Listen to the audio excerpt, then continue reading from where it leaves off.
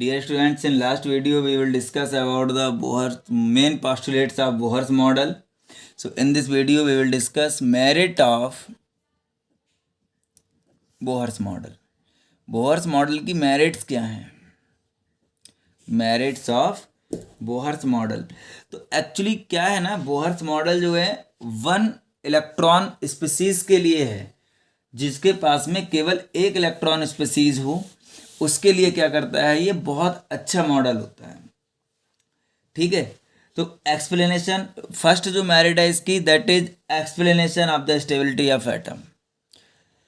Explanation of the stability of atom. Stability of atom यानी कि ये क्या कर रहे हैं, ये एटम की स्टेबिलिटी को इन्होंने क्या किया है, एक्सप्लेन कर दिया है. जैसे कि रदरफोर्ड मॉडल में कहा गया था कि अगर इलेक्ट्रॉन न्यूक्लियस के चारों ओर क्या करेगा, रिवॉल्व करेगा, तो एक टाइम ऐसा होगा कि उसका सर्कुलर पाथ छोटा होता चला जाएगा और एट लास्ट इलेक्ट्रॉन न्यूक्लियस में चला जाएगा. लेकिन इस चीज़ को इन्होंने क्या किया था, एक्सप्लेन कर दिया था कि स्टेबिलिटी ऑफ एटम क्यों होता है, क्योंकि जितने भी इलेक्ट्रॉन होते हैं आपके, वो सब एक फिक्स्ड सेल में मूवमेंट करते हैं, सेल में रिवॉल्व होते हैं, उनका कभी भी एनर्जी लेवल कम नहीं होगा और ना ही उनका सेल जो होगा वो आपका छोटा होकर के न्यूक्लियस में जाएगा. क्लियर? क्योंकि हर एक एनर्जी लेवल का क्या होता है, एनर्जी फिक्स होती है, और जो इलेक्ट्रॉन उसमें रिवॉल्व करता है उसकी भी energy according to the energy level होती है. ठीक है. नंबर नेक्स्ट जो पॉइंट है, that is energy of electron. Energy of electron, how to calculate energy of electron. Energy of electron कैसे कैलकुलेट कर सकते हैं बेटा, तो यहाँ पे दो फार्मूले में राइट करूँगा. एक फार्मूला है En equal to -1/4 pi epsilon 0 का square 2 pi square m e square e की power 4 upon n square h square. एक तो हम इसे लिख सकते हैं. ठीक है, यहाँ पे E क्या है, En equal to energy of electron. Energy of electron in nth energy level. nth energy level. Clear? Epsilon 0 permittivity of free space.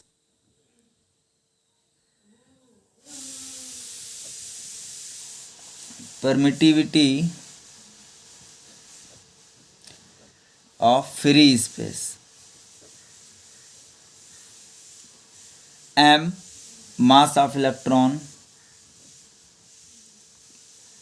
E charge of electron.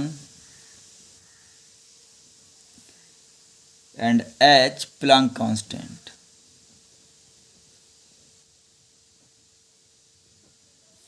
Planck constant. Clear?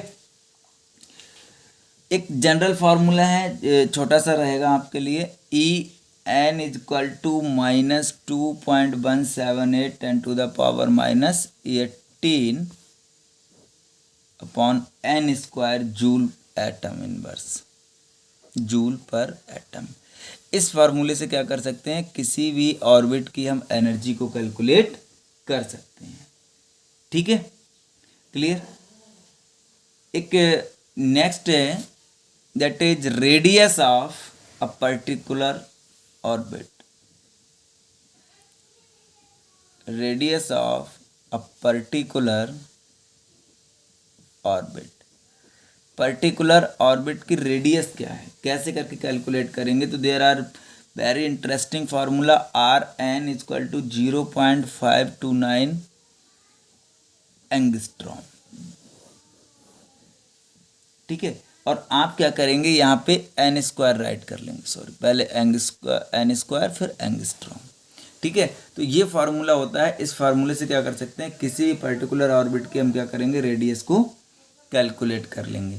अगर यहाँ पे n = 1 लेंगे तो radius आपका कुछ और आएगा, 2 लेंगे, 3 लेंगे, 4 लेंगे, कुछ कोई सी भी रेडियस के आप वैल्यू निकाल सकते हैं with the help of this formula.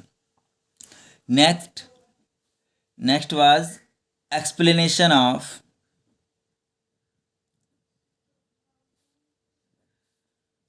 the atomic spectrum of hydrogen. उन्होंने हाइड्रोजन के एटॉमिक स्पेक्ट्रम को अच्छे से डिफाइन किया था। ठीक है, तो ये कुछ मेरिट्स थी बोहर्स मॉडल की।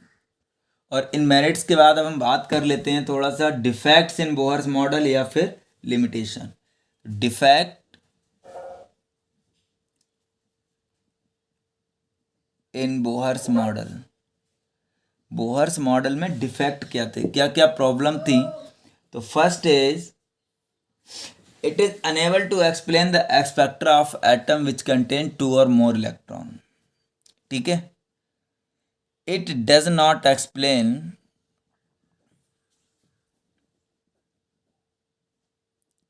spectrum of atom contains 2 or more electron। जो एटम क्या थे, 2 या 2 से ज़्यादा इलेक्ट्रॉन रखते थे, उनके स्पेक्ट्रम को ये एक्सप्लेन नहीं कर पाए। Next, it could not